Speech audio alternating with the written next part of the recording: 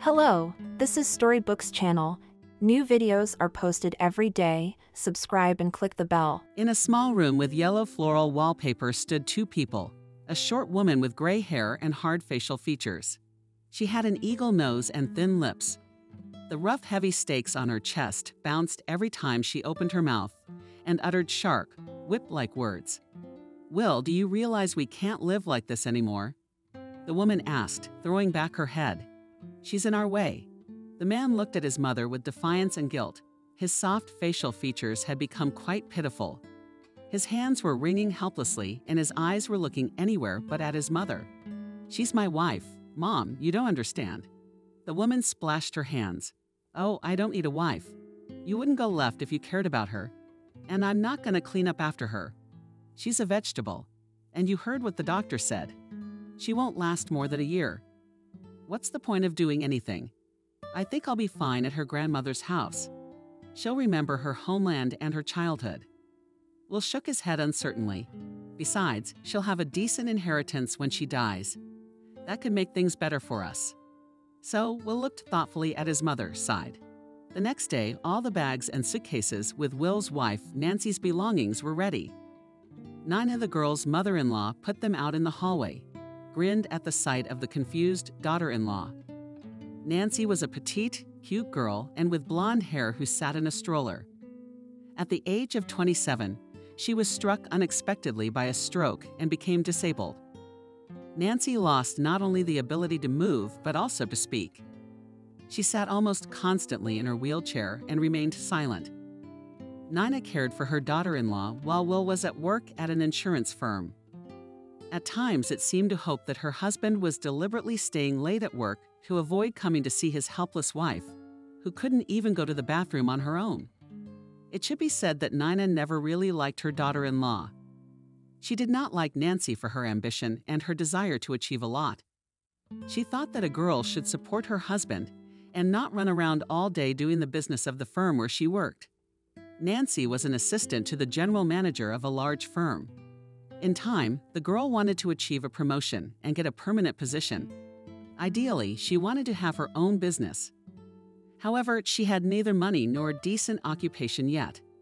The stroke destroyed, in Nina's opinion, any sympathy for her sister-in-law. If before she simply pestered the girl with her hands, then after the incident she constantly yelled at her. She did not tolerate Nancy's mute requests and often forgot about medicine or lunch. There was only one thing that pleased her. Nancy could not speak and did not prevent the woman from rereading the plays she had once acted in at the theater. While Will hauled the heavy suitcases into the car, Nancy sat against the door and watched in horror at what was happening. Her eyes were red. She was almost crying. "Don't worry," Nina grinned. "Your doctor said you have a weak heart. You won't last long. And the air in the village is good. You might even make it through the year. A house in the country. Haven't you ever wanted to go back there?" Nancy's mind was full of thoughts, but she couldn't express any of them. Her hands lay listlessly in her lap. If she could, she would have forcefully complained, the fabric of her athletic pants, and then yelled loudly at her mother-in-law, saying everything she thought about that old gray-haired woman. "Will, darling, what took you so long?" Out of breath, the man climbed the stairs and began to breathe heavily. It was obvious that he was having a hard time making his way. He looked at his mother with his hand out in front of him.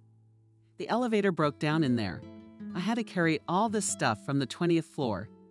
Nina shook her hands, shook her head. With a reproachful look at her sister-in-law. "I told you we should have hired a movers. Mom, you know very well we don't have the money for that. When I used to play in theaters every day and Mike would come after lectures to watch me," the woman said dreamily. "Did I think then that I would have to clean diapers?" Nina looked at her sister-in-law again and was silent. A neighbor walked down the landing. "Nina, good afternoon." The neighbor nodded.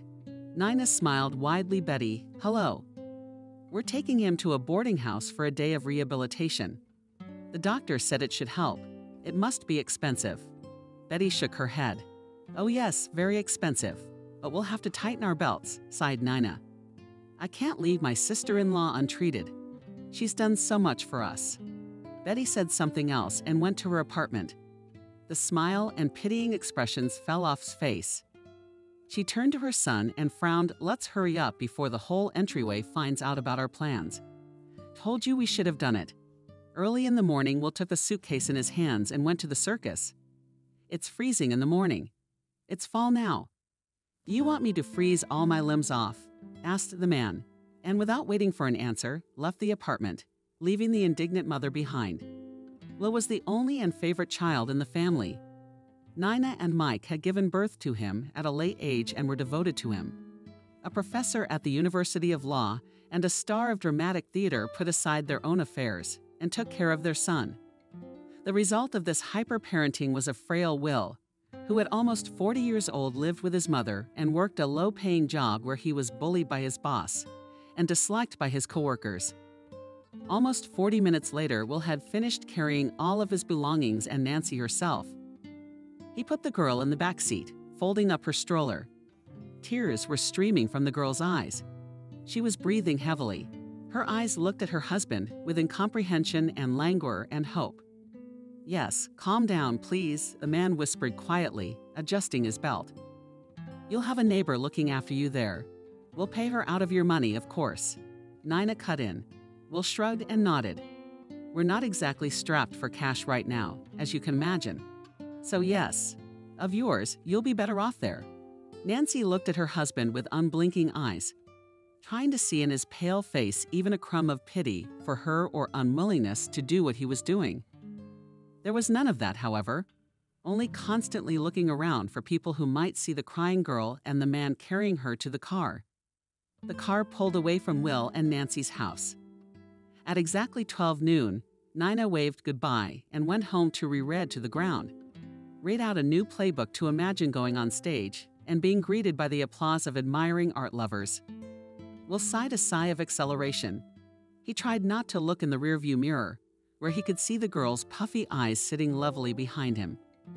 "Yeah, but you realize I have no other choice." The man could have sworn the girl raised an eyebrow derisively. However, when he contradicted, all he saw was his wife's stony face. "My mom is trying to make things better for us. She's right. I can't look after you all the time. I have a job, she's not old anymore, so you'll be better off there. You'll have your own caregiver, you'll go back to your grandmother's house, who you often remembered with warmth." So Will fell silent again, turning away from his wife's gaze. He could feel it in his back, however. It felt like it was setting fire to his thin jacket and imprinted itself directly on his lungs, making him breathe more often. The journey to the village where Hope would have to live was a long one. The village was backwoods and almost abandoned. It had a couple streets with only a few houses. One store in the very center and an old infirmary that had been closed years ago because there was no one to work there. Dark blue cars rumbled to a stop outside a small house, with a nice garden and a leather fence, and the house itself was quite tolerable, at least from the outside. The garden was full of century-old trees and thick grass, which in some places was higher than the fence.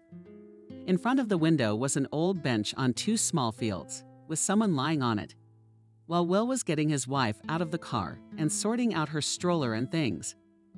Nancy stared, unblinking, at the silhouette lying next to her long-dead grandmother's house. The girl squinted but couldn't make out who it was. Molly shouted to Will from the bench with a mutter. We were facing a short woman with short hair. The woman staggered toward the wicket. Her face was blank, and circled them her hair tangled. There was a large crack on her lip. There was an old bruise under her eye. Molly was dressed in a completely mismatched outfit.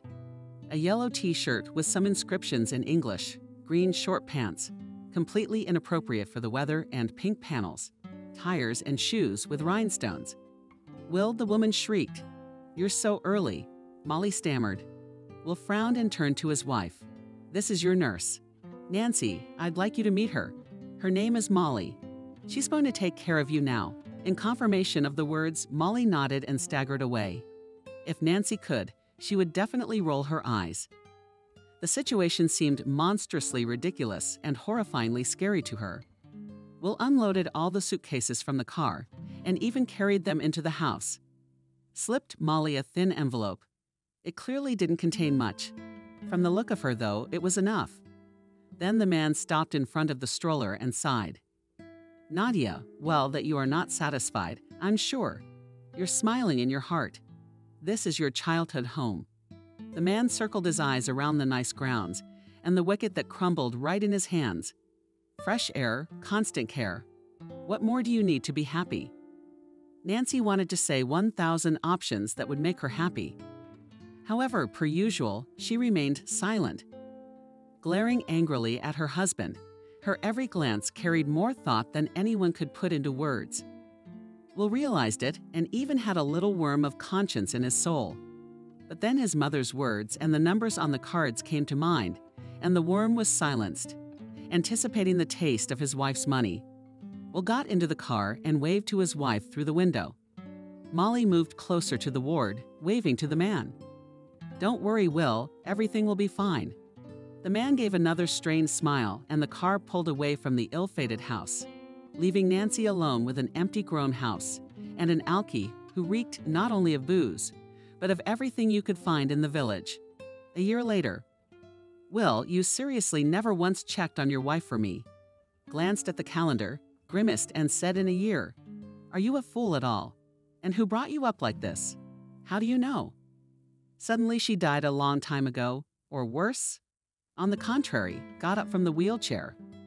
Will pulled himself away from the TV and looked tiredly at the match.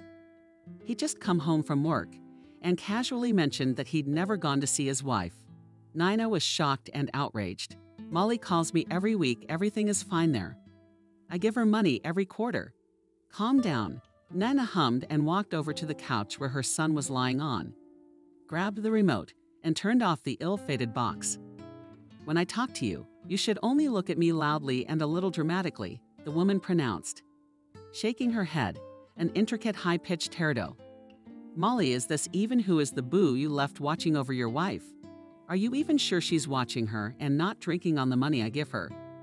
Maybe it's been a long time since she went to Hope while you're lying here watching TV. Will tiredly rolled his eyes blankly, looking at the wall. You want me to go see her tomorrow? Fine, I'll spend my only day off traveling to a remote village to see my half-dead wife. Yeah, Mom, you really care about me. Loudly and threw the TV remote at her son and left the room quietly, saying everything she thought about him. The next day in the morning, Will packed a few things. He took the envelope with the money and got into the car. He looked longingly at the dial, which showed only 8:00 a.m. The man could still be asleep, and he has to drive to an unknown destination. And most importantly, unknown why. He thought his mother's fears were in vain. However, since childhood, he was accustomed to obey her in everything and always. It was a long journey. As luck would have it, the radio was broken. Silence. Cars and rare exclamations of unrestrained drivers made the morning even more lousy. At the very entrance to the village, a large black car with a body came barreling toward the man. It drove fast, definitely knowing the terrain. Behind the wheel sat a man, by the looks of it several years younger than Will. He braked sharply at the sight of the slow city car and apologized quietly, saying he didn't mean to. Will waved his hand tiredly, not wanting to start an argument. The drive to the house where Nancy lived, Will remembered vaguely. He gave money to Molly in the district center, where she came by bus especially for the envelope. Will had only been to the village 3 times, once when he dropped his wife off, the second when he was looking for Molly, and the third when he was still meeting Hope. She showed her childhood cottage, saying that it was where her mother had spent her childhood, and then she herself. The dark blue car stopped next to an almost new fence. The grass in the garden was bunched up, but it had already grown knowledgeably, like it had been done a long time ago. And basically, the area looked unkept, like no one had been there for a long time. Will frowned and got out of the car. He carefully opened the gate and called out to his wife, then Molly. Silence. No one answered. The man wanted to go into the house, but there was a huge padlock on the door, blocking her path. Will yanked on the door, but it wouldn't open. He pulled out his phone and started calling Molly, but she didn't answer. The man rubbed his forehead tiredly with his hand and surveyed the area. Molly's house had to be nearby. He had found it quite close to Nancy's house. It had seemed to him at the time to be a great stroke of luck. But now his mother's suspicions didn't seem so foolproof to him. Molly was not trustworthy, yet Will somehow still trusted her. Leaving the cabin grounds, the man headed along the street to find Molly's house. It looked even worse than Nancy's house. Will stepped inside it and clamped his nose shut. A foul odor hit his nose, but it was so strong that Will only had the strength to take a cursory run through the house. Molly was gone, and he hustled out of the house, breathing deeply. Out of breath, he looked up and saw a full woman walking by with 2 buckets. Will called out to her and ran to meet her. "Excuse me, do you know where Nancy is?" The woman frowned. "She lived in that house," Will pointed out. "And Molly?" "Well, she's probably at Sam's then. He lives at the end of the village. She buys her moonshine from him." "And who are you?" "Never mind," Will said. "Will you show me where Sam's house is?" "Why not?" The woman showed the way to the house of the local moonshiner. Molly was indeed inside.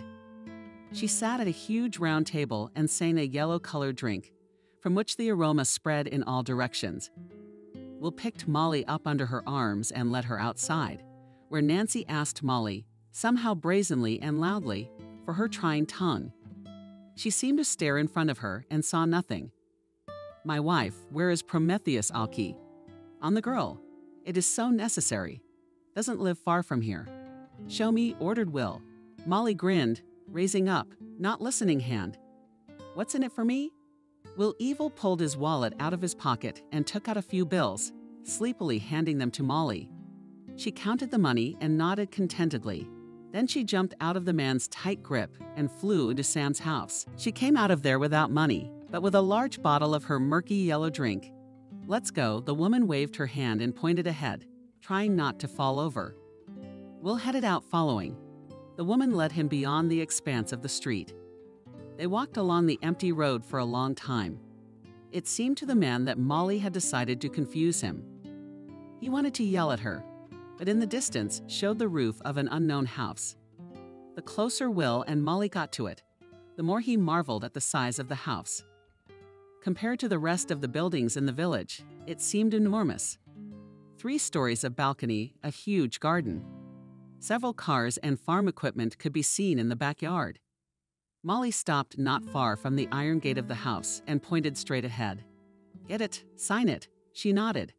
So her head almost came off and walked away without saying anything else. Will was shocked at what he saw, so he didn't respond anything to the woman's phrase. He rang the small bell. A ringing, joyful voice sounded. "What are you doing here so early?" Will stood frozen in place for a second. Nancy quietly interrogated him. The voice on the other side fell silent, and then took a deep breath. "Will, come in." The door swung open. Before Will stood a huge, mustachioed stone walkway, with a vast array of flowers growing along its edges. Carefully, stepping back along the path, Will made his way inside. And on the steps of the house stood a short, petite girl with blonde hair. She was dressed in a beige suit and a shawl. She looked down at her husband. Her face was almost impenetrable. There seemed to be a mask frozen on her face. "I thought you wouldn't show up," she grinned. "Well, come on in, now that you're here." Will was speechless. He just slowly followed his wife, who paced the house with loud footsteps. Inside the house was furnished very simply, but tastefully. Pleasant colors, beautiful decorations and paintings, soft, clean carpets. One of the doors led to a small office with a computer and a desk littered with papers. "Oh, don't look in there. We have a mess of paperwork to sort through lately." Will didn't understand anything, but turned his gaze to his wife, who looked even better than before the stroke. Her white face was covered with a healthy blush, and there was a gloss in her lips, and her eyes were slightly lined. Nothing superfluous. But it seemed Will had never seen such beauty. Nancy led the man into a large room with couches and an armchair. "I'll make some tea now and we'll talk." Nancy went into the kitchen to get tea. Will was left alone in the room. He sat down on the armchair, being unable to take his eyes off the beauty, the room, the pictures, the sofas, the flowers, the carpets. It all seemed unreal. The man even pinched himself to prove it was real. He could not believe that he expected to see his sick wife in a wheelchair, and before him stood a beauty he had never seen in his life. Nancy returned a couple minutes later with a large tray with several cups of tea on it. She handed one cup to her husband and took the second one herself carefully, sitting down across from him. "Didn't expect that," quietly she asked. The man shook his head. "I didn't expect my beloved husband to send me to die for money either." "Nor did I keep your pointless excuses to yourself," Nancy asked him. "I know all about you. Darling, you're too bad at hiding the truth. It's all about my inheritance. When my grandmother's will came to me from Germany, I was overjoyed, imagining what kind of life you and I would have now. But then I saw something that made me change my mind, something that stuttered Will asked. He was holding a hot cup of tea with his hands, as if he didn't notice the pain, and he was looking straight into his wife's face. "I hope to see something there that will help him understand what's going on. Remember my friend?" Nancy asked. "Kelly, we worked together at the firm." Will nodded. "She was the one who told me to change my life. A year and a half ago." Tall, statuesque, Kelly was sitting in a chair in the small restaurant where their boss had sent them for the negotiations that had already ended. Dinner's paid for. Why not splurge? Nancy grinned, sitting down comfortably across from Kelly. Kelly was a co-worker of Nancy's. She worked at the firm with Hope. She was a few years older than her and was the head of the department. She always wore strict suits and had very definite opinions on many things, especially finances. Nancy opened a small woman's purse, took out an envelope and handed it to her friend. "Look at this. Do you think it's real?" Kelly, interested, opened the envelope and read the letter. It was a letter from Germany. "Who is Anna Reeder?" "My grandmother," answered Nancy. "On my father's side, she married a German when my father was about 6 or 7, and they went to live there. Then my dad went back to his homeland and met my mom. The last time I saw my grandmother was at my father's funeral. She asked me to go with her. And why didn't you say yes?" "I had to leave Will," Nancy asked in surprise. "He's got his mom's job here, and I've never dreamed of going abroad." Kelly looked at her colleague with incomprehension. "You're incorrigible, Nadia. To trade a good life in Germany for a man." Nancy rolled her eyes. She knew her friend's position on her husband and preferred not to listen to her. Kelly had always been very sharp in her statements and had a good career and few friends, and they were all scattered by her bluntness. "Your Will would sell his mother for money. Do you know how much your grandmother left you?" "There was a letter enclosed," Nancy replied. "She said I was the last of her relatives, and she was giving part of the inheritance to her husband's children. And part of it to me, according to the letter, is a very handsome sum, and a small share in an estate in Germany." "Do you have to go there to get it?" Kelly asked. "Are there instructions on what to do?" "You can accept the inheritance in Russia. The notary will come here himself." The waiter who brought the food came over, and the girl ordered a soldier and a glass of wine each. "I can imagine how happy Will be. He's always dreamed of money, of his own business." "And so have you," Kelly pointed out. Waved a fork, and unlike him, you have the opportunity to run it. "Don't say that about Will. He's a good man. He's just unlucky." Kelly laughed out loud. "Yeah, and most of all, he's unlucky with his mother. Not a mother-in-law, a bitch. I still don't understand why you live with her when you could move." Nancy shrugged. "Nina can't live alone. She's not used to it. And I don't have a hard time putting up with her." Kelly, disgruntled, drowned the wine. "I don't recommend talking about the inheritance. They'll either send you to the other world for that money, or they'll start grooming you and take every penny of it." Nancy slapped her palm on the table and looked threateningly at her friend. "Will and I love each other, and nothing like that is going to happen. You don't have to make a big deal out of it. You think too badly of my family. Is this conversation really over?" It didn't. That same evening, Nancy came home and told the family about the inheritance. Showing the envelope, the girl had never seen them so happy. That evening, Nina opened a bottle of expensive wine. Will, despite his constant saving, had ordered a meal home to celebrate. It seemed to Hope that her life was beginning to get better. A few weeks later, Nancy was walking down the street, smiling at everything around her. Life at home was getting better. Nina had stopped picking on her. Will started coming home from work earlier and spending more time with his wife. Nancy was sure that her life had gotten better, and now it would always be that way. The girl decided to stop next to a men's clothing store. She wanted to give her husband a gift and buy a new tie. He was sick of all his past ties. Nancy glanced at the shop window and did not notice anything around. Then she turned her head and saw Will. She wanted to call out to him, but then she noticed a girl walking towards him. The man put his arms around her and kissed her, a sudden blow to the back of her throat. Nancy stumbled backward and leaned on the storefront window to keep her balance. She couldn't believe what she saw. Nancy didn't make a scene. She just went home and went to bed early, mulling over what had happened before going to sleep. The next morning, the girl took the day off work and went to the local detective agency. At a small table sat a short, thin man with glasses. He was reading a newspaper and drinking coffee. Nancy sat across from him and explained the situation. "What exactly do you want?" Nancy said everything. How did they meet? How long had their words and actions met? Where they met? I want to know everything. The man whistled, but said nothing. He seemed surprised by the eagerness. The girls, however, preferred to remain silent so as not to lose clientele. For a whole week, Nancy walked in suspended animation.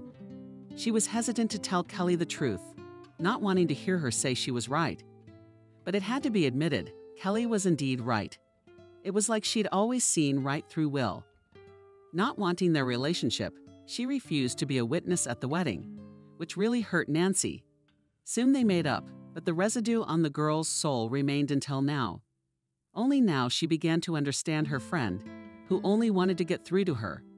A week later, Nancy was sitting alone in a small coffee shop drinking frozen coffee. She pondered what was going on in her head. Things couldn't seem to come together in one picture. The girl had always done her best for her husband, doing everything he or his mother asked. She even stepped on the throat of her pride, lowering her ambitions. The girl was torn from her thoughts by a phone call. The detective asked to come in. Throwing a bill on the table, Nancy picked up her bag and rushed to the agency. It wasn't far. She flew inside and sat down opposite a man who, like last time, was reading a newspaper and drinking coffee. He raised his head at the client and corrected his glasses. "You know, you were lucky that your husband's mistress turned out to be so talkative." "Indeed?" asked Nancy, not wanting to hear an answer to her question. But the man nodded nonetheless. "I had to follow her around for almost a week, questioning her friends. And I found out everything. Her name is Lily. She's 22 years old. She's a senior at Teachers College. She met your husband a few months ago, I think on the street. Thank you for the information. What about some facts like the video?" And the detective, smiling broadly, reached into his desk drawer and pulled out a huge antique tape recorder. Nancy was really surprised at what she saw. She hadn't seen such machines since she was a little girl. It seemed like they didn't make something cooler like this anymore. The man turned on the loud in places, wheezing, still recording. Will shrieked in a ringing female voice. "Is that for me? Oh my God. And how beautiful. It must be expensive. For you. I don't spare any money." Will said in a satisfied voice. "I'll open my own business, and I'll be able to make you happy every day with all sorts of trinkets." "And when will?" The girl asked again. "You said you didn't have money for your business yet." There were no sounds, but Nancy could have sworn Will smiled broadly. "My wife did. She'd recently inherited it from her grandmother. We'll start a business with her money and we'll be fine." "But you're going to leave her," Lily said through pouty lips. "As soon as I don't need her anymore, right?" Will said loudly. And the recording went on and on. The man and the girl were saying something. Nancy, however, was no longer listening to them. She went into her thoughts, sitting with a perfectly straight back and looking straight ahead of her. She remembered her introduction to her husband and how happy she was when he proposed to her. Nancy was 11 years younger than Will. They had met when she was finishing her economics degree. He invited her to cozy cafes, took her to the park under the stars, bought tickets to theaters for concerts. Nina then seemed very sweet and kind to Nancy, who had recently lost her mother. She fell in love with an intelligent family and was ready to marry Will, who was not rich and shy. Kelly was against it, but Nancy did not listen. She was absorbed in her new feelings. Memories of how she and Will had picked out his suit for the wedding arose in the girl's mind, and how after the celebration they had sorted through the presents, counting which of the relatives had given more. The girl had been so happy then. She was sure that she would always be so happy, despite the fact that Will was not at all happy about her dreams of business and career. He was more of his mom, wanted a family and children. The girl wasn't ready for that. She wanted more. Now all the dreams and Nancy's dreams of a life together crumbled in an instant. Will, the same Will who never raised his voice at his wife, was contemplating how he would use Nancy's money to start a business and leave her. It seemed so wild that the girl sat there staring at the wall for several minutes. The detective did not stir. He'd seen worse reactions. This was the most normal. Once a deranged wife had simply smashed his window in a fit of rage at her husband. It had seemed wild then, the ultimate measure of frustration and anger. But now he looked into the girl's eyes and saw an all-consuming hatred and pain that gripped even him. The man rose from his seat and went to fetch water for his client. Nancy drank the water in one gulp, and then remembered her friend's words about Will being willing to sell his own mother for money. The girl had not believed Kelly then, but now it seemed true to her. In the girl's clever head began to ripen a plan. On her face appeared a vicious grin, and the detective sent aside. He had never seen such an expression on her face. A few months later, Will's black and blue car pulled away from the leaning fence behind which Nancy remained. Her stroller was being held by Molly. In fact, she was holding onto the stroller rather than holding it. As soon as the car was out of sight, Nancy rose from her seat. Molly opened her eyes wide, looking at the ward who just so happened to get up from her wheelchair after her stroke. "Molly, let's make a deal, and I'll pay you what my husband pays. And you won't tell him about what you saw." Molly nodded, unable to ask questions. She was still holding onto the stroller. "That's fine.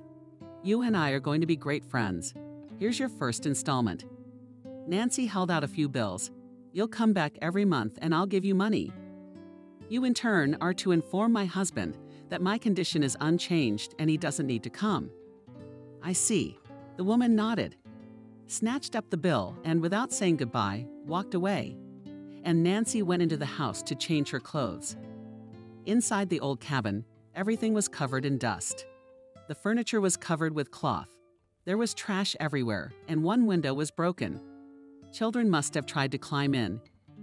Nancy walked over to the old red couch, threw the fabric off of it, and glowered tiredly. A cloud of dust had formed around her. The girl pulled out of her pocket the cell phone that Nina had miraculously not found and dialed the only number she could trust. "Come over. Everything happened exactly as you said." "Yes, the house in the country. I'm waiting." Pushing the phone aside, Nancy's mind raced. A bunch of thoughts were born. She thought of everything and nothing at the same time.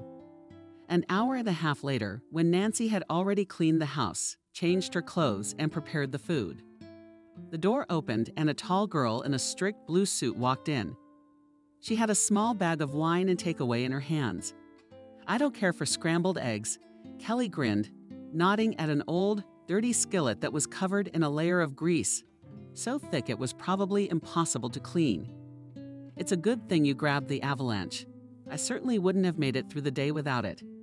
Kelly watched the cabins, nodding to her thoughts. Then her gaze came across a package of diapers, and she shook her head. "You've been sitting in that bovie for 3 weeks. That's awfully gross."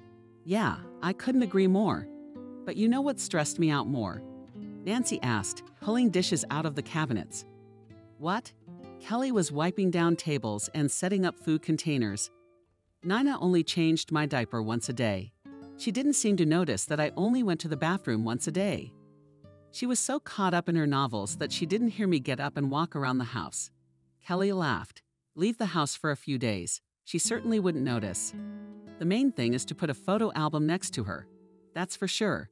Nancy sighed, sitting down at the table. "I still can't believe they left me for dead. And they believed in a hastily made-up diagnosis. They heard I didn't have long to live, and they got excited. Where were they to ponder the reality of Pyotr Stepanovich's diagnosis? Kelly and Nancy began to eat, thinking about what they would do next. I'll live here for a month or so until I figure it out. How to move on? I have zero hint of a future. For the first time in my life, I have no plans. What are you going to do here? Kelly asked. An old abandoned house, an overgrown garden, a remote village, and a place like this are incompatible. If I throw myself into the maelstrom now, I'm bound to burn out. Not that condition, Nancy explained. You see, I gave up dreams of my business long ago.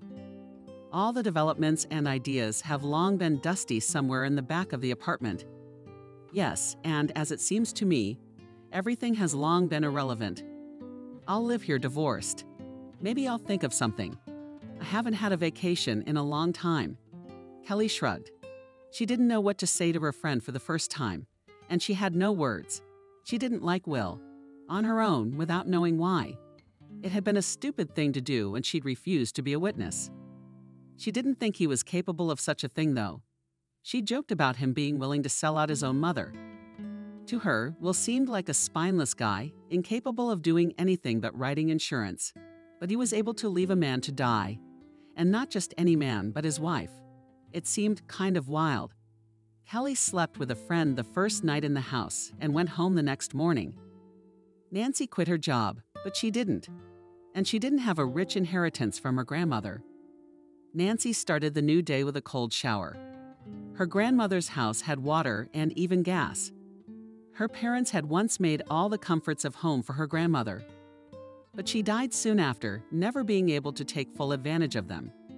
The cold shower did a good job of refreshing her thought-filled head, and Nancy took a deep breath, feeling the icy drops of water hitting her back. 3 weeks of living in hell were behind her. She gave her husband a checkup. She'd hoped to see a modicum of caring or love from him, but all she'd gotten in the end was hatred and an expectation of a quick death. That was the worst of it. That was why Nancy could not quickly get back into her old rhythm.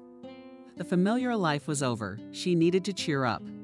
Taking out of her suitcase, the money she hid as long as no one saw it. The girl went to the store. She vaguely remembered its location and decided to ask the villagers.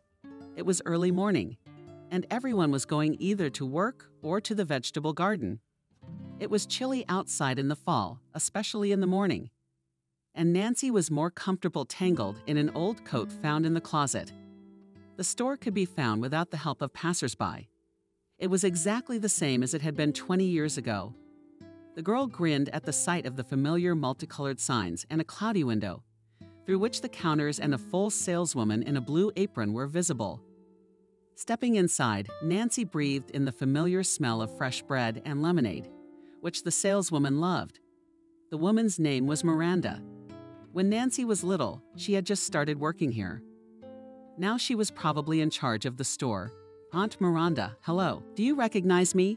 Nancy asked. The woman hesitated. Do we know each other? I can't remember. I'm the granddaughter of an old friend of yours. I was still a child here, and oh, Nancy, how come I didn't recognize you? The woman came out from behind the counter and asked. She hugged Nancy and kissed her cheek. It's been so long since you've been here, and we haven't changed a bit. I've noticed.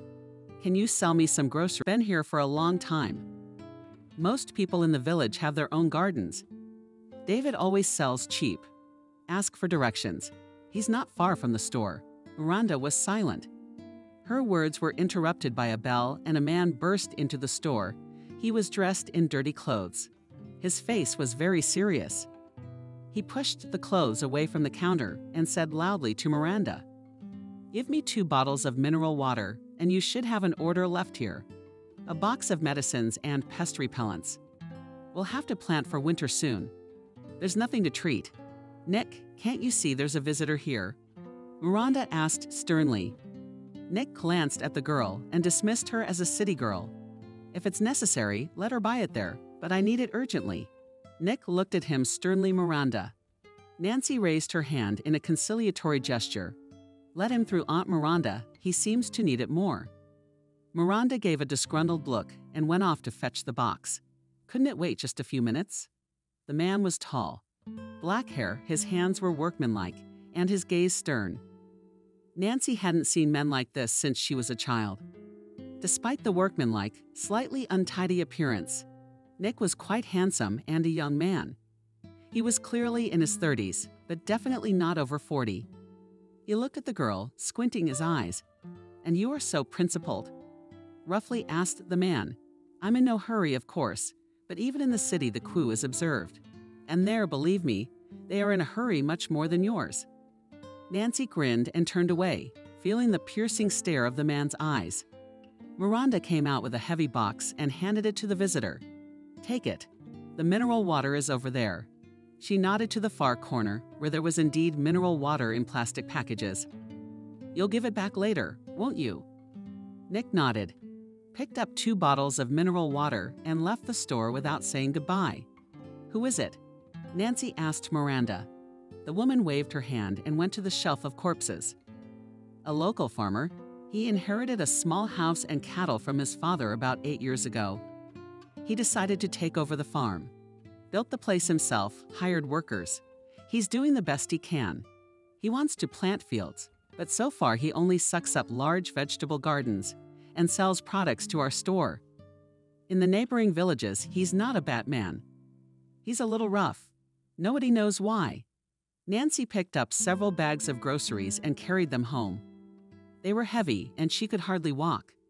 But the small refrigerator at home didn't look so poor now. Then the girl went to get vegetables and dairy products from the people Miranda had recommended to her. Even though in the city the girl was used to buying everything in the store, but in the village it was cheaper and better to buy from ordinary people. David, living really not far from the store. He had a large plot of land and 2 goats, which became loudly ill at the sight of Nancy. The girl was afraid of animals as a child, so she avoided them even now. In the house, Nancy found an old man who was making a chair. The girl explained the situation to him and introduced herself. "Uncle, I am so glad to meet you." Through a thick gray beard, the old man smiled. There had been no young people in the village for such a long time, and the first for many years, and granddaughter Emily. "I'd only remember her daughter Nancy." "Yes, that's my mother," nodded the girl. "But if you sell vegetables, I can give you some buns in return," smiled David. "I have them good, ripe, filled, and in the winter will lie well in compote, and in jam will take." Nancy smiled happily, but the smile faded from her face when she left the old man with 3 huge bags that weighed twice as much as the previous bags. David had decided to sell a month and a half's worth of groceries, apparently deciding that the girl would only eat potatoes and beets. Hope was uncomfortable with the refusal, so she sacrificed her back, which definitely couldn't bear the strain. After walking only a couple of steps, Nancy stopped, sadly, putting the bags on the ground. A black car with a large body stopped not far from her. "Help wanted." Hearing a familiar voice, Nancy looked up and saw Nick. Look at the girl's bags. Remembering the man's words at the store, the girl began to think. She didn't want to go with a man who didn't know how to be polite, but she didn't want to carry huge bags either. So she had to step on the neck of her pride again. It wouldn't hurt. Nick got out of the car and picked up the bags. "Have you stocked them? Are you going to winter here?" "No, to make compote and fry potatoes." The girl grinned and picked up a smaller bag, helping to load it into the back. Nick turned around and took the bag from the girl's hands. Nancy felt his warm touch and froze for a second. Then she let go of the rough fabric and took a few steps back. Nick set the bag down and closed the body. "Will you show me the way? Where shall I take you?" "Of course I will," said Nancy. She's getting in the passenger seat. "So you're coming in from out of town?" Nick asked when he started the car. "Well, yes," said Nancy thoughtfully. "And what attracted you here?" "I grew up here," Nancy shrugged. "I had some problems at home and needed a place to be alone. I thought of this cabin. I've always loved this village. It's quiet and peaceful. Nothing to think about. Yes, there is." Nick was driving fast. Was he in a hurry, or was it his own way of driving? It wasn't just when he was driving in the store or on the street that he was in a hurry, either. So Nancy decided it was his characteristic. The bags were laden and even carried into the house. Nick walked through the grass that reached to his waist. It had already begun to die, so there was no one to slip underfoot with a loud rustle. Grandma had done it herself, almost to the point of death, was able to do literally everything, from cutting and sewing, and finishing and with the trim of the roof. I'm from the city. We women in the village, almost no one knows how to mow, even with electric mowers. Equality has not come here, Nick grinned, swinging the wicket. Are you from the city? Yes, yes, answered the man and looked at his watch. What time is it? I'd better get going. What's your name? Nancy introduced herself. A girl, a beautiful name. Nice to meet you. Nancy. Nice to meet you too. Nick smiled at the girl. Nick drove away, leaving the girl alone. Nancy watched the cars leaving for a long time, trying to understand where her new acquaintance would lead. The next morning started with a rumble and a strange, shiny sound. Nancy got up from the bed creaking and walked to the window. Outside, in the middle of a thicket of grass, stood Nick with an old scythe. The grass was laying evenly sparse under Nick's movements. You could tell by the way he was sweating despite the cool morning weather. Nancy opened the window and called out to the man. Nick looked back, stopping to squint. He was breathing deeply, looking at the open window and the girl looking at him. Hope was wearing only a long dress that she had found in her closet and decided to use as a nightgown. After cleaning the house and cooking, the girl had riddled herself. She had no time left at all to sort things out. So she put on what she found in her grandmother's closet. What are you doing? Nick raised his eyebrows silently, voicing his opinion on the silly question. I realize your bones, but why are you doing this in my house? Do you want me to stop? Asked Nick, a little snidely.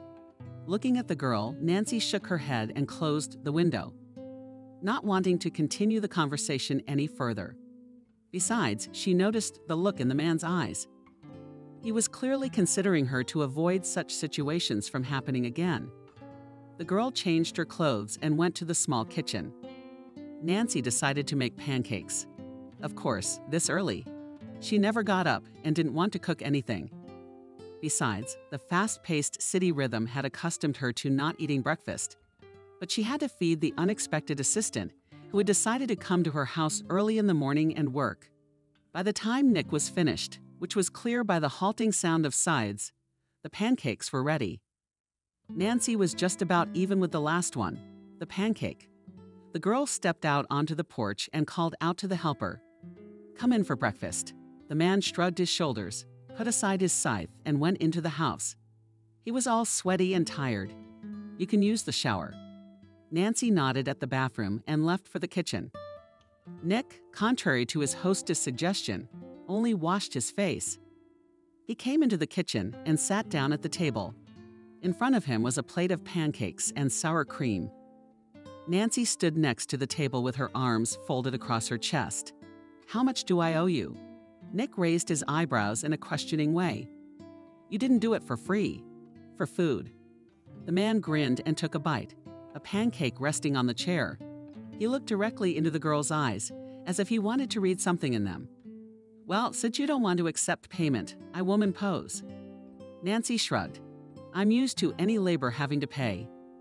And they didn't hear of any help in town. Nancy laughed circus-like. You said yourself you were from the city. Valera's aunt told me that you've lived here for 8 years, which means you can't reproach me. I'm not. It's just that city folk are always surprised when they get help for nothing. I used to be like that. Why aren't you eating, by the way? Nick asked. I don't eat breakfast. Waved the girl away. I always had to be early for work. I'm not used to it. It was usually at work. And what did you work as? Nick asked, tilted his head. He was interested in the girl as an assistant to the general director of the firm. Nick whistled and smiled. I'm surprised you ended up here after that. He announced with his hand a small house with worn wallpaper. Don't think, I don't mushroom. Money in spades. Only if the child counselor is very childish. But I loved it. I was learning how to run a business, and I had a dream later. Then came the stroke, hummed the girl. But I'll tell you that story sometime later. I'll need to clean the house and attic some more today. Besides, I have a friend coming over tonight. Busy life, you know. Nick smiled in response to her words. I should get going too, though. Nick finished his breakfast and left Nancy's house. She gave him another long look, trying to understand his motives. Kelly arrived that evening. She brought some of the things Nancy had requested. Kelly whistled, and when she saw the window and the lock cleaned up, she set the bags down and called to her friend, who at this point had lost the cloudy windows. "I need to replace the glass. Where do you think you can get a handyman?" she asked. Without saying hello, Kelly grinned, asked the man who got you the whole area this. That was Nick, the local farmer. "He gave me a ride yesterday. I don't think he has time for glass."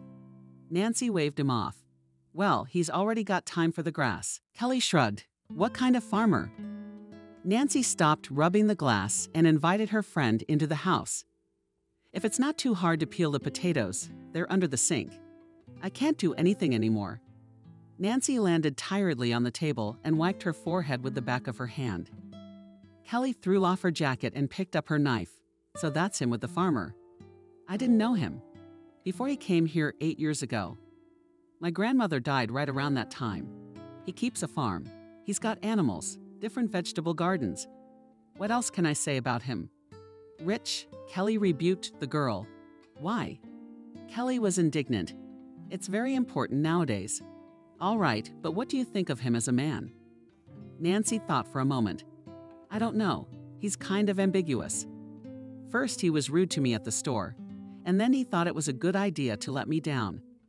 And then he showed up in the morning to cut the grass when I didn't ask him to.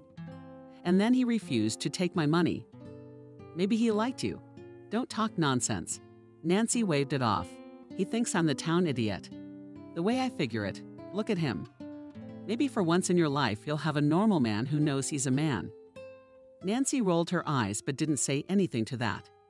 "How's it going at work?" "Oh, don't ask. Better without you. Our supervisor's gone off the rails. He's replaced his third assistant. Can't do anything. Turns out you've been doing more than we all thought." Nancy had been in the village for a month. She was used to a small house and a quiet life. She was also used to rest, and it annoyed her terribly. All her life the girl had worked. She grew up in not the richest family and went to work right after her studies. She didn't take days off for no particular reason, and always showed up to work on time.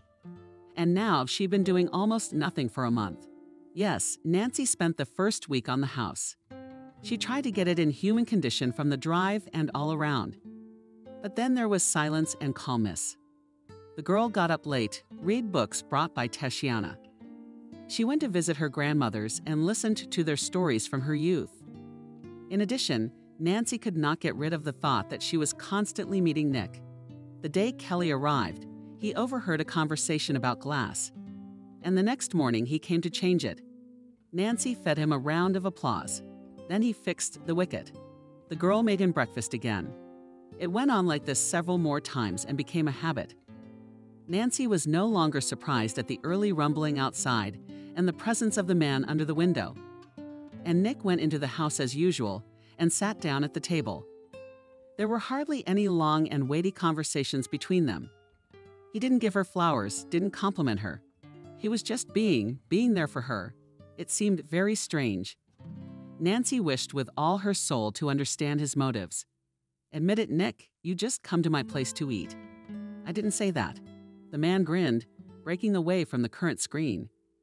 Most of their conversations were just that short, of little substance, and usually humorous. There were rumors in the village and Hope had even been visited by some farm girl, threatening her. Nick understood me. The brunette with the lush forms said menacingly, "You think you came here from your own town and can grab our men?"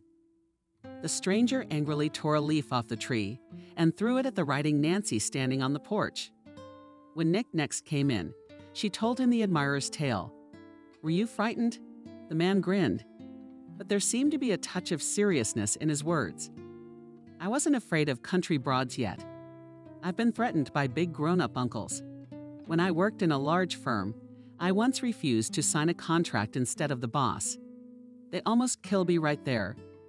5 grown men in suits, and I was alone. That's scary. They throw a leaf, and some crazy groupie of a man who, for some reason I don't know, fixes everything that breaks in my house." Nick smiled and fell silent.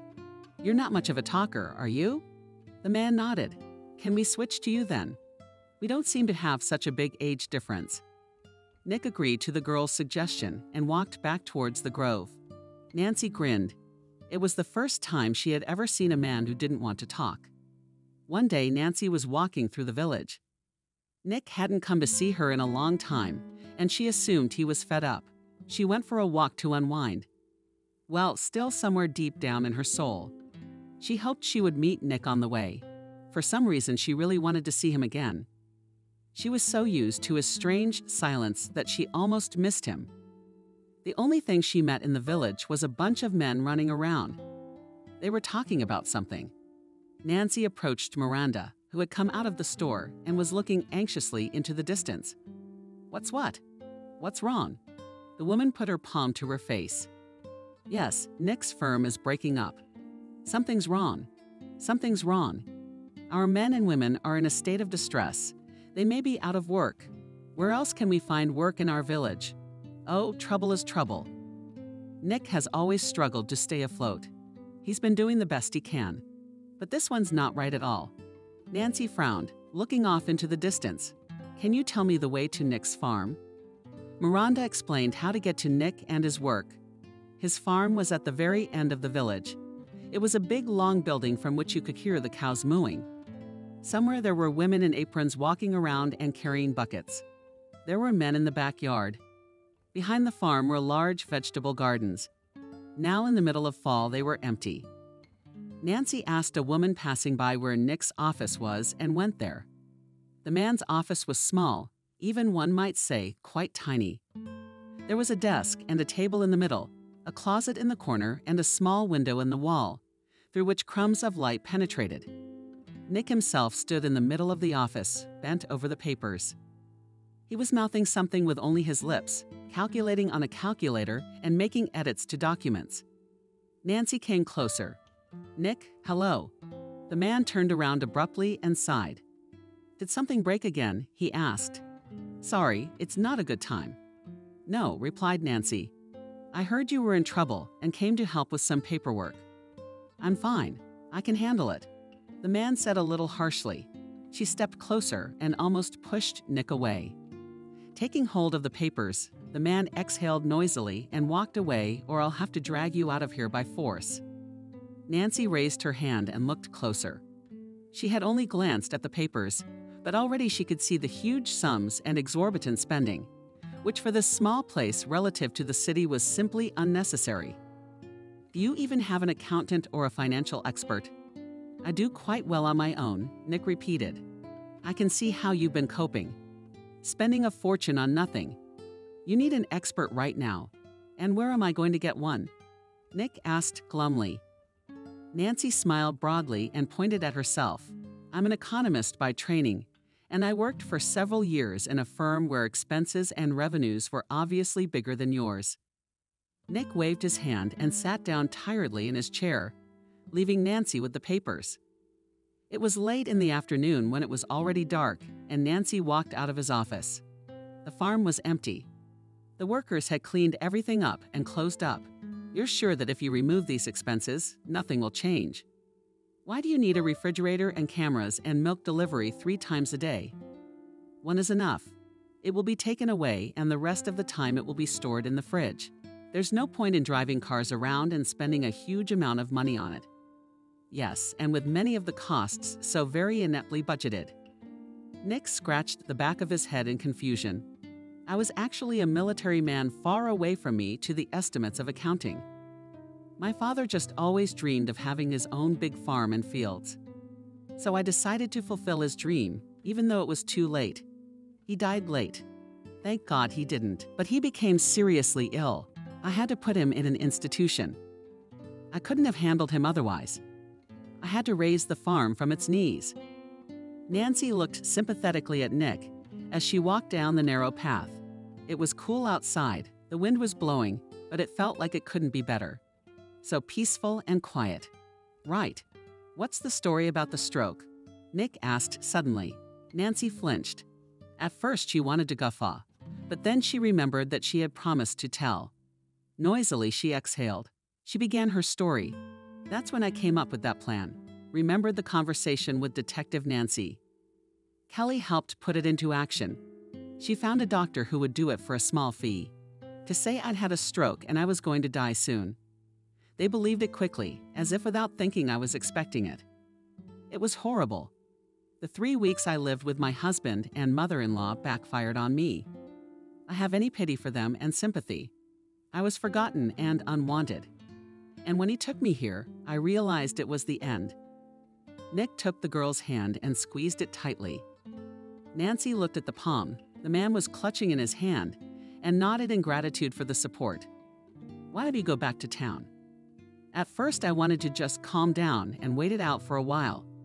But then I realized I didn't want to go there. It's so fast-paced, the constant running around. Plus, it's another reminder of Will and his mom. Nick let go of the girl's hand and sped up. "Come on, let me show you something." They walked for a long time. Nancy didn't know where they were going. However, when they reached, she gasped in surprise. The man led her to a huge, fancy house with a high fence. "This is the home of an acquaintance of mine. We served together. He died of cancer recently. Now the house is for sale." "Aya, I don't want to. I wish I could buy it back, but I don't have the money, you know." "They're gonna buy the house to tear it down and build some kind of a sawmill or something, I don't know. You realize if you buy this house, there's no turning back. I don't want to go back to the city. For the country.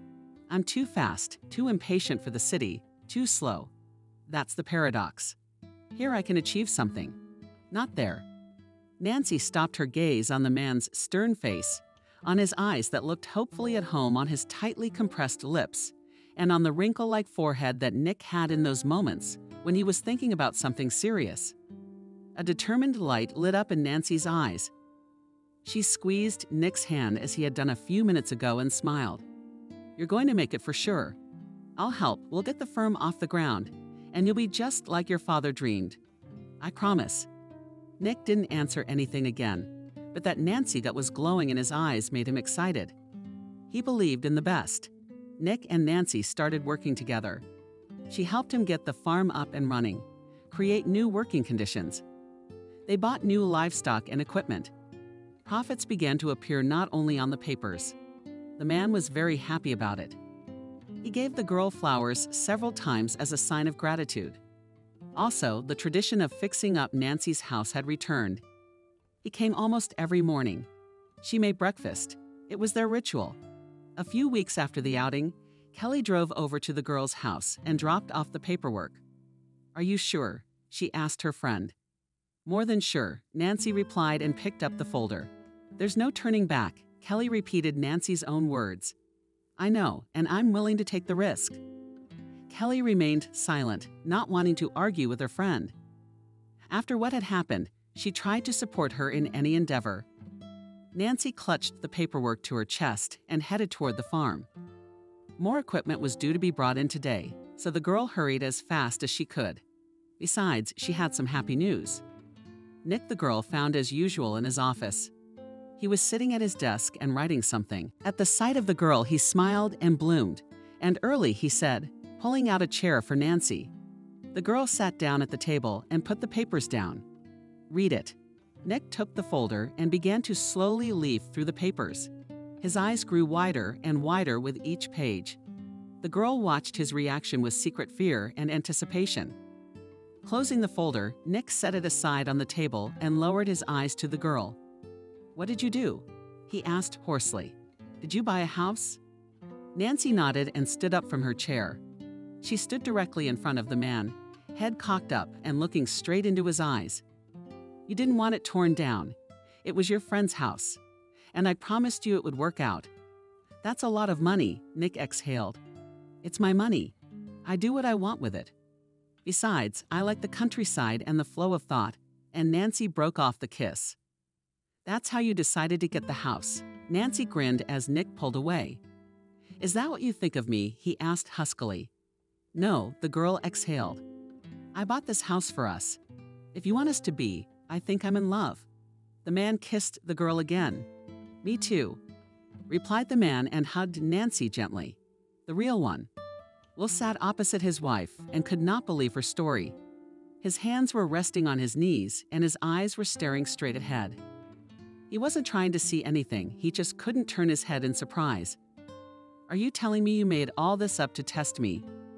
Nancy looked at him sadly and drank her tea. There was a knock on the door. Kelly walked in wearing a dorm belligerent blue dress.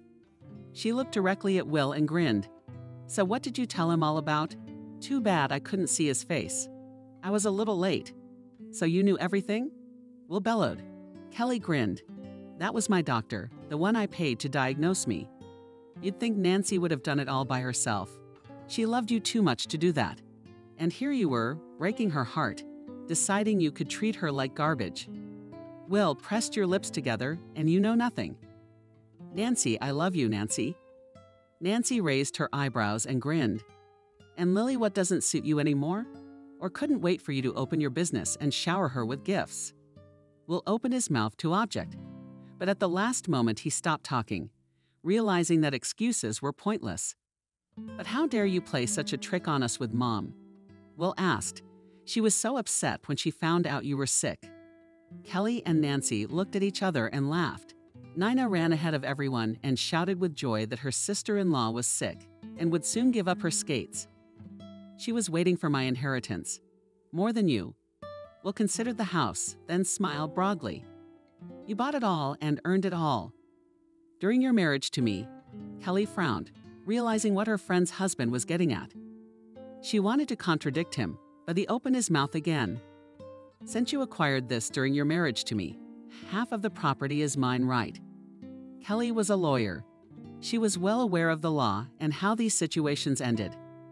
Nancy got up from her chair and glared angrily at her husband, wanting to tell him what she thought of him. But at that moment, the door opened and the man from the car that had cut Will off walked in. Hi, Nick. Kelly nodded and whispered something in the man's ear. He turned to Will with a very serious and furious face. It seemed almost impossible to stop him. He was moving towards the man. Will shivered with fear and began to back away, looking for a way out. If you idiot decide to threaten Nancy, I'll give you such a sweet life, Nick said rudely, grabbed Will by the scruff of the neck, and threw him out of the room. Kelly, Nancy, and Nick heard the front door slam. Will was walking away from the house at a brisk pace. Why did you let him in? Nick asked Nancy, stepping closer to her and hugging her from behind. In front of her husband, she held herself together, not wanting to show weakness. But everyone in the room knew how hard it was for her to endure her husband's betrayal. She stood low, her head down, holding back the impulse to cry. I should have told him everything, the girl said. I should have seen his face when he realized my inheritance was gone. Did it make you feel better? Kelly asked. Nancy nodded and tangled herself more tightly in Nick's strong and secure embrace. I'll file for divorce tomorrow. Despite Nick's threats, Will decided to file for a divorce with division of property. From the point of view of the law, everything was right. If he wanted to claim the inheritance, he would have been wrong. But the girl bought a house and rented the field's income from which is considered jointly acquired property. The notice from the court came in the mail. Nick brought it with the rest of the papers and grimly handed it to the girl. When Nancy opened the envelope and read the summons, she sat down on the couch in a second, inked and tired. She was all dirty and dusty. Just arrived from the fields, but she didn't care. She didn't think Will would actually sue to divide the property. She didn't think he'd leave her for dead either. He was a very unpredictable man. We need a good lawyer, Nick said, picking up the notice. Kelly said to Nancy, she heads up the legal department at the firm and is licensed to practice law. I think she can help us. Besides, we don't need to tell her our story. Nick sat down next to the girl. Look, I looked in the bathroom after you yesterday and Nancy looked fearfully at the man. I don't know what to say. And I found a test in there. You're pregnant. Nancy nodded. I didn't know how to tell you. I thought you would mind and a soft kiss, interrupted the girl. She hugged the man and smiled widely. So you don't mind? The man's joyful smile, mischievous eyes gave answers better than any words. He hugged the girl tightly and pulled her to him. If this scoundrel suddenly decides to sue you for half of your property, still you and I will not be left with nothing. We'll have our house, our child, and ourselves. We'll have each other." Nancy closed her eyes and took a deep breath. But when she opened them, Nick saw the look that had once frightened the detective. It was a determined and unwavering look. "He's gone to court to take from me what is mine by blood. But he'll come out with nothing. I'll take not only mine, but everything he has, and he'll be left with nothing." The trial came soon enough. It was as if the universe wanted this bizarre case to be over quickly. Kelly became Nancy's attorney. Nick supported the girl from the witness bench, as did many of the villagers. The judge was a tall, red-haired woman with a stern look. She listened with boredom to the plaintiff, Will's statement, asked him clarifying questions that he couldn't always answer. She seemed amused. The witnesses on the plaintiff's side were Nina, Will's neighbors and friends. They all said only bad things about the girl. Nina signed her name like she was putting on her dramatic last act. "I was so scared when she had a stroke, I stayed awake for 3 o'clock hours, waiting for news from the hospital." Tears flowed from the woman's eyes. She wiped them away with a white handkerchief and continued. "And when I saw Nancy, I almost had a heart attack myself. She wasn't moving. She was barely alive. I had to take care of her. While Will worked, I cleaned her up and fed her. And she, it turns out, wasn't sick. The worst thing I could have ever experienced had already happened to me. My son and I have been betrayed. You've been cheated. So now they want to leave him a beggar." Nina cried once more and sat back on the bench. The judge, after her speech, seemed to start getting into things and listened to the other witnesses with interest. "Your Honor, you shouldn't take the word of the plaintiff and his witnesses at face value. To begin with, the defendant has evidence of infidelity, the plaintiff. The tape is admitted into evidence. The recording of Lily and Will's conversation was played in the courtroom. A detective then took the witness stand to talk about the plaintiff's relationship. Will jumped up from the bench Nina, but after being warned by the judge, sat back down. She appeared to be deeply distressed by the slander. I would further like to point out that the defendant did not deceive the plaintiff with documentation. She only pretended to be ill to test him. No certificates were provided. The doctor only paid lip service to the diagnosis of the patient to the plaintiff and his mother, and the plaintiff's side claims to have been involved in the care of the sick defendant, and continued Kelly. However, I have a recording of a conversation between citizen Nina and her son. Please turn it in. Yes, Will, feed him? Oh, I've been reading. I completely forgot. It's all right, they'll be fine until lunchtime. She won't lose any weight. How'd you find a nurse for her? Good. The main thing is that she doesn't charge much, and the fact that she drinks, it's no big deal. The doctor said she won't last long anyway. The conversation stopped, and the room gasped in surprise. Kelly continued. In addition, the plaintiff has filed a petition for partition of the following property, the house and the income from the Golden Tree Fields, which were indeed purchased by Nancy. That is, the defendants. But she had already been given full ownership of this property to citizen Nick, a week before this suit was filed. Hence, the property was purchased during the marriage and was given also during the marriage. Hence, the plaintiff cannot claim for its partition. The remaining money in the personal account of the defendant Weiss and the share in the estate in Germany are part of the inheritance to which the plaintiff is also not entitled to claim. The judge grinned, and she did it almost imperceptibly. But Nancy was willing to swear she looked at Will with a share of joy. In order to transfer the property to the estate, Nick had had to try and find a corrupt notary who had done the deal retroactively. That helped the case tremendously. Well, is the lawsuit thus deemed null and void? Asked the Judge Kelly, and Will is aimed at an equal division of property between former spouses. But it's not only the defendant's property, but also the plaintiff's property. Namely, a 2-bedroom apartment, a BMW car, and money in a joint account between the plaintiff and the defendant. Objection. Counselor Will jumped up. A big old man with a bald head and round glasses. The apartment is the plaintiff's inheritance from his father. That's right, nodded Kelly. But under the law, if one spouse has made substantial changes to the property of the other spouse, it can be recognized as joint property. And what substantial changes were made? Counsel asked. Now on the screen, Your Honor, you will see pictures of the apartment before it was renovated. As you can see, it's in pretty bad shape. This was exactly 1 year after the plaintiff and the defendant were married. And here are pictures of the apartment after renovations 6 months later. How do you prove that this was done with the defendant's money? First, in the interval from September to April, when the repair took place and the plaintiff did not work, and judging by the statement from the bank, his personal account did not have the necessary amount of money. In addition, the testimony of the foreman of the team who did the repair, the contract was concluded on behalf of the defendants. The lawyers were arguing for a long time, calling witnesses and trying to prove their point of view. But soon the judge left for sentencing. She returned with a large red folder. "Stand up. Court is now in session," said the judge's assistant. The court entered a judgment granting the plaintiff's claim. Will's estate will be divided between him and his spouse. 1/3 of the apartment goes to the estate. The automobile passes to joint use, and 50% of the money from the plaintiff's account passes to Nancy. The judgment is entered and there's no appeal. A clang of the gavel resolves everything.